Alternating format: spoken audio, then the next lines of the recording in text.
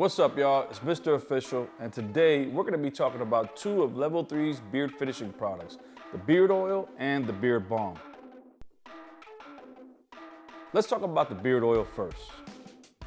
This is a smooth, lightweight oil meant to give you a vibrant shine and at the same time protect your beard while giving you a nice polished finish.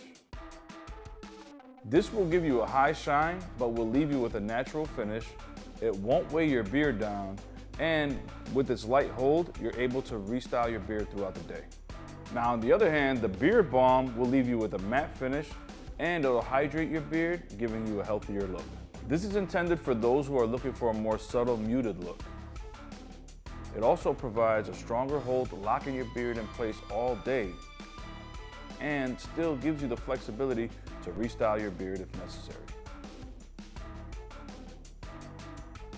So we've talked about the differences in these two products, but there is one key similarity between the two, and that's to protect the hair and promote healthier beard growth over time, regardless of the product you choose. So if you're looking for something with a little more shine or something even a little more muted, Level 3's got you covered either way.